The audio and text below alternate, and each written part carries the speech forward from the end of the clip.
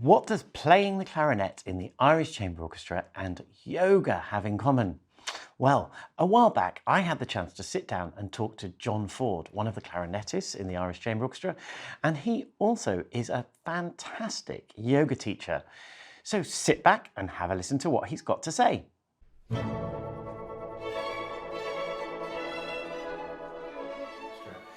John, hello, how are you? Hi Matt, good, thanks. How are you? Good, thank you very much. Now, the first thing I want to talk to you about, people might not know this. You're a yoga teacher. Yeah. Been Tell doing me that for a about while. that. Yeah, I've been doing that for a long time. Well, I started practicing yoga probably 15, 16 years ago. My wife also practices, although she wasn't my wife when we started practicing, and we ended up, that's sort of what brought us together. She's also a clarinet player, so we're sort of interchangeable. We have the same birthday as well. So it's all very strange. Yeah. But we used to travel to India for 2 or 3 months every year. So we had a yoga teacher there, if you're in the world of yoga, a very famous yoga teacher called Patabi Joyce. And we used to go to a city called Mysore in South India. So we did that just as practitioners, we weren't teaching when we started going. And then after a number of years going to practice with him then and his grandson, who took over, he was in his 90s when we started going. His grandson eventually took over. And then one day he said, when you go home, you should start teaching. So we took that very seriously. The other thing that I notice is that you talk about practicing yoga as opposed to doing yoga. So does that connect with practicing the clarinet? Actually, the yoga practice that I learned, it's a practice called Ashtanga yoga, really fed into the way that I approach the clarinet.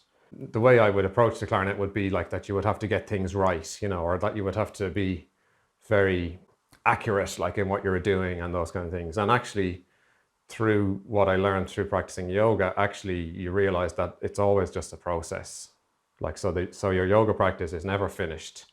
You're just doing a little bit every day, and sometimes it feels good, sometimes you feel like you're going backwards. And actually, that's just the same for playing an instrument or lots of things in life. And so I think my approach to playing the clarinet became a little bit more relaxed in a way. Not relaxed in a sort of zen, like sitting there, like just being totally chilled out all the time or anything. But the actual approach to playing the clarinet was much more of that, this is just something you've got to do. You do it every day. And sometimes you get better. Sometimes you go through 6 months where you feel like you're not playing very well, and that's just part of the whole thing, and to sort of allow that to happen.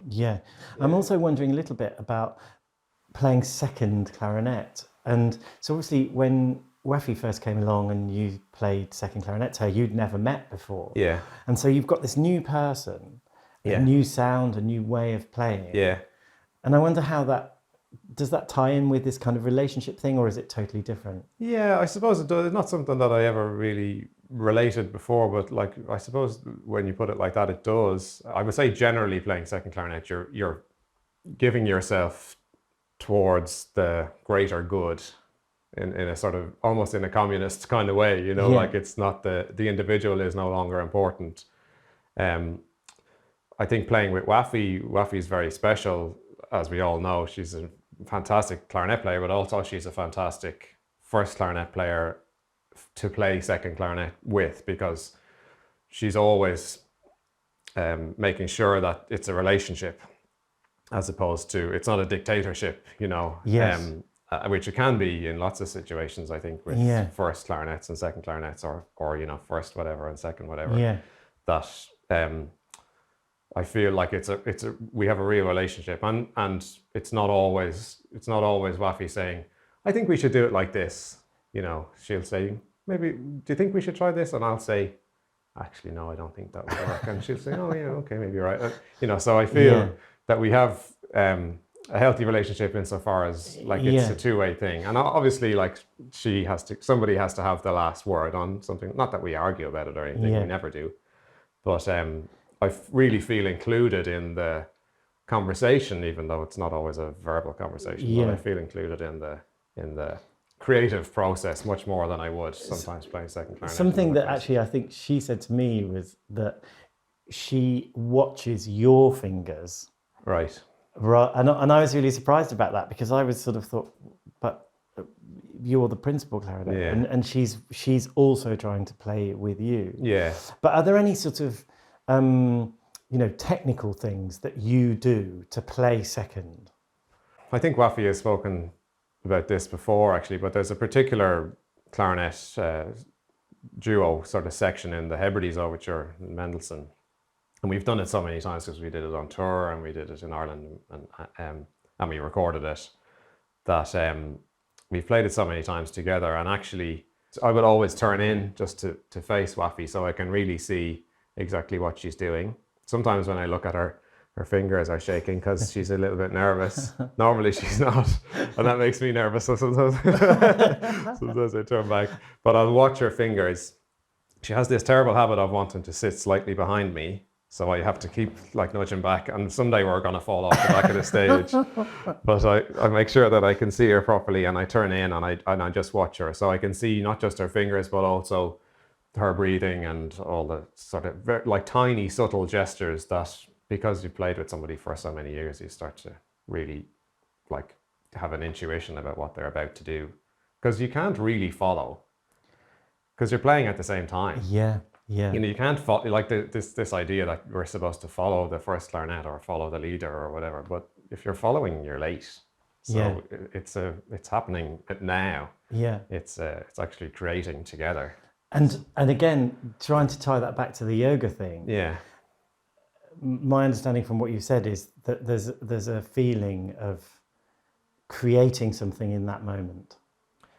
So I think it's about like there's a sort of fashionable thing now with like mindfulness and yoga practice and meditation things of being like really present in the moment.